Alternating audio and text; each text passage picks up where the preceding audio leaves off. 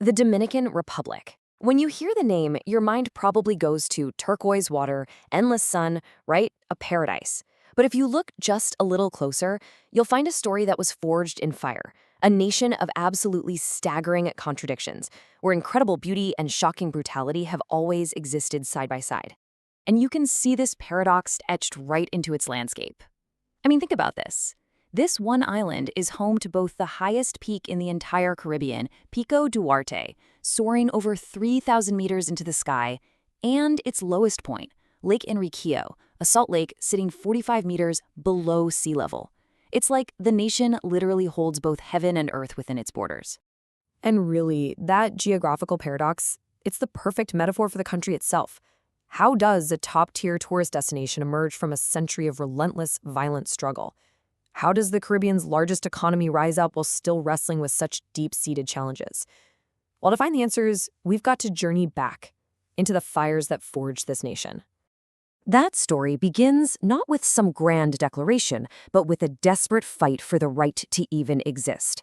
This wasn't a clean break. It was a chaotic, bloody, and prolonged battle for the nation's very soul. It all kicks off right here on the island of Hispaniola. Back in 1496, Santo Domingo became the very first permanent European settlement in the Americas. We're talking the first cathedral, the first university, the first fortress. This was ground zero for the colonization of a new world. Okay, now look at this timeline.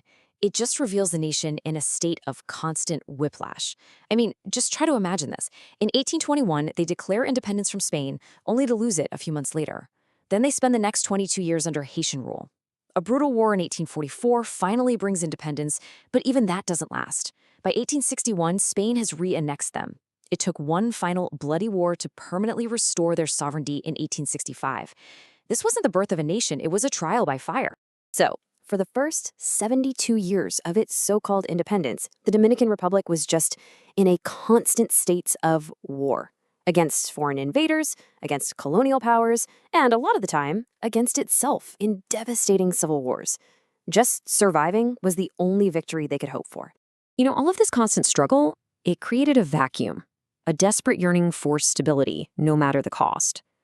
And into that void stepped one man, who would cast a shadow over the entire 20th century and plunge the nation into a whole new kind of darkness.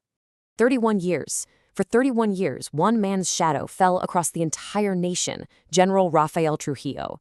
His rule wasn't just some political era. It fundamentally rewired the Dominican psyche and left scars that, you can argue, are still there to this day. And this is what makes it so complicated. It's the Trujillo paradox. On one hand, he did modernize the country, building roads, hospitals, and schools. He even paid off the entire national debt. But this veneer of progress was built on a foundation of just unimaginable terror. He ruled through murder and torture, and in 1937, he ordered the genocidal massacre of tens of thousands of Haitians. For 31 years, progress and terror were two sides of the same coin, until his reign finally ended with his assassination in 1961. So after all that, decades of instability and a brutal dictatorship, what comes next is, honestly, astonishing: an economic powerhouse. I mean, the numbers here, they tell a pretty incredible story. Between 1992 and 2018, the Dominican Republic became the fastest growing economy in the entire Western Hemisphere. Just look at its average growth rate compared to the rest of the region. It's not even close.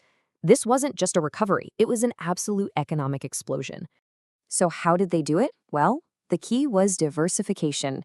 The old economy, built on agricultural exports like sugar, was pretty much replaced. Today, it's dominated by services, and yeah, tourism is big, but so are finance, manufacturing, and mining. It has become a complex, modern engine. But you know, economics and history, they only tell you part of the story.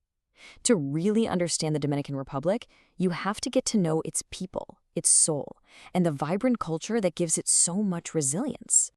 And that Dominican identity is this rich, beautiful spectrum.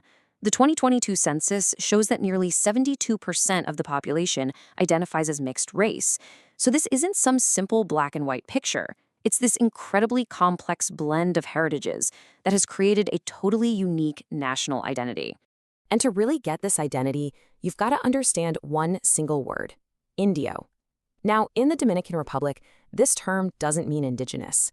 Instead, it's a unique cultural descriptor for a person of mixed European, African, and native Taino ancestry.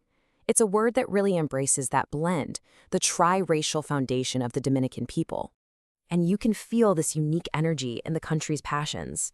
The Dominican Republic is the birthplace of the rhythms that have conquered the world, merengue and bachata. And then, of course, there's baseball. It's not just a sport, it's basically a religion. This small island nation produces more Major League Baseball players than any country on Earth except for the United States. It's incredible. Which brings us right back to where we started, to the paradox. The nation's incredible story of survival and success is still being written, and it continues to be defined by these profound contrasts. And wow, no paradox is more profound than its relationship with its neighbor, Haiti. They share one island, but in many ways, they are worlds apart.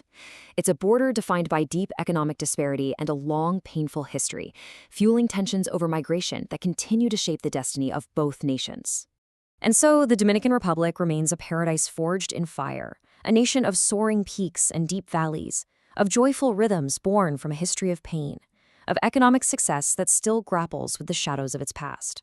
Its story is far from over, and as it moves forward, the world watches, and you have to wonder, what will the next chapter hold for this extraordinary nation of contrasts?